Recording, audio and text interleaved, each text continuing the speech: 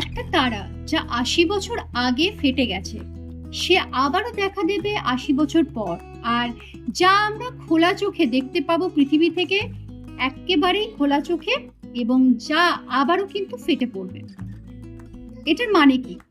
যেই তারাটা ৮০ বছর আগে অলরেডি ফেটে গেছে, সেটা আবার দেখা দেবে, আবার সেটা আবারও ফেটে যাবে।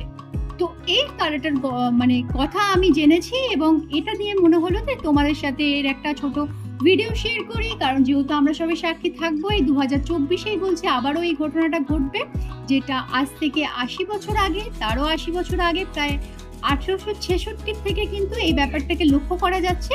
তো সেটা আমরা কিন্তু আজকে ওটাই নিয়ে তোমাদের সাথে সেই গল্পটাই করব। আর এই প্রথম যিনি সাক্ষী থাকেন বা যার চোখে প্রথম ঘটনাটা পড়ে, তো তিনি হলেন একজন সাধারণ রেলওয়েম্যান। তার নাম ছিল অ্যালেক্সি ক্যামেনচিল। উনি সাধারণ রেলওয়েম্যান হলেও ওনার কিন্তু এই গ্যালাক্সির প্রতি বা তারাদের প্রতি, নক্ষত্রের প্রতি কিন্তু একটা আলাদাই ভালোবাসা ছিল, যার জন্য তিনি প্রতিদিন আকাশের দিকে তাকিয়ে থাকতেন এবং আকাশের তারা, নক্ষত্র এগুলোকে সব লক্ষ্য করতেন। ওই রকমই ১৮৬৬ খ্রিস্টাব্দে উনি একদিন বাড়ি ফিরতে ফিরতে হঠাৎই আকাশের দিকে একটা নতুন ধরনের তারা দেখতে পান, এবং দেখে তিনি খুব আশ্চর্য হন। কারণ উনি দেখেন যে এই তারাটা তো আগে ছিল না, এই তারাটা তো হঠাৎই হয়েছে।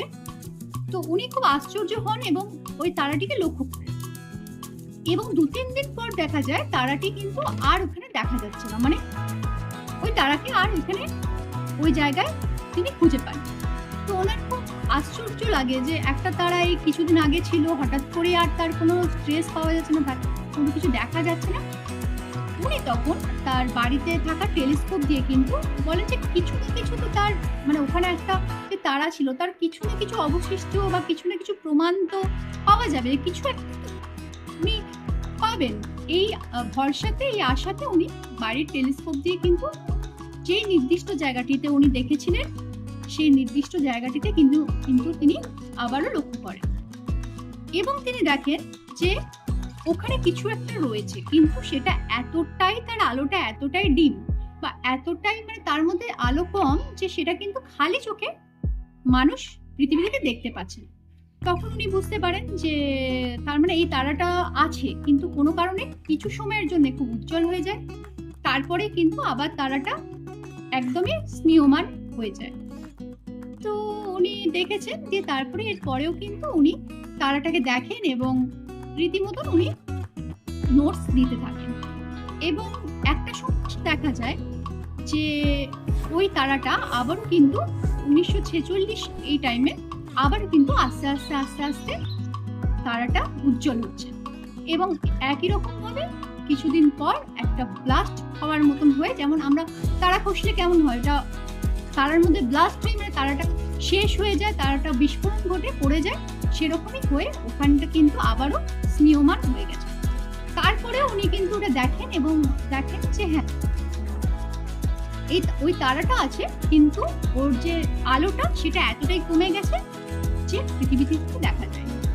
এরপরে ২০১৬-তে আমাদের বৈজ্ঞানিকদেরও কিন্তু সেটা চোখে পড়ে, এবং ওনারা খুব আশ্চর্য হন যে এই তারাটা তো এখানে ছিল না, ইয়ের মতনই। তো ওনারা খুঁজতে থাকেন যে কি ব্যাপার, এবং একজন সাধারণ রেলওয়েম্যানের কাছে কিন্তু তারা সেই তথ্যটা পেয়ে যান।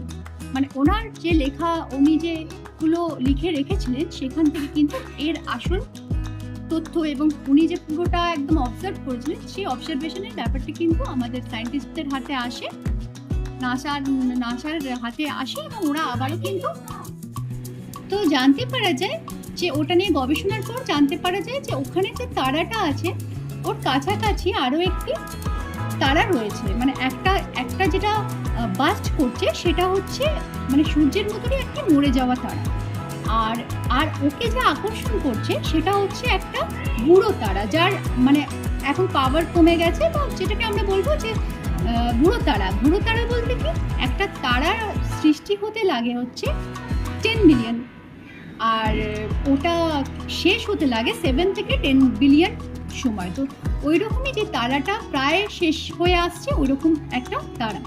তো কি হয় যে ওরা এতটাই কাছাকাছি চলে আসে যে ওই বুড়ো তারাটা থেকে কিন্তু ওই মরে যাওয়া সূর্য যেটাকে আমরা বলছি বা ওই অংশ সে কিন্তু পুরো ওর থেকে এনার্জিটা ওর গ্র্যাভিটির মাধ্যমে টেনে নেয় এবং একটা এমন তার আশেপাশে এমন একটা সিচুয়েশন ক্রিয়েট হয়, এনার্জির সিচুয়েশন ক্রিয়েট হয় এবং একটা টাইমে এসে যখন সে মানে সেই এনার্জিটা এতটাই বেড়ে যায় তখন কিন্তু ওই তারাটা ওর কাছ থেকে এনার্জিটাকে বার করে দিতে চায়। এবং সিটি আমাদের যেমন প্রেশার কুকারের সিটি আস্তে আস্তে আস্তে আস্তে করে জিনিসটাকে মানে রিলিজ করতে করতে একবারে রিলিজ করে, যার জন্য জিনিসটা ফেটে যায় না, থেকে যায়। কিন্তু জিনিসটা যদি দেখবেন যে যদি প্রেশার কুকারের ভেপারটা যদি আস্তে আস্তে রিলিজ না করে, যদি ওটা আটকে যায় তাহলে কিন্তু পুরো প্রেশার কুকারটা ফেটে বেরিয়ে যায়।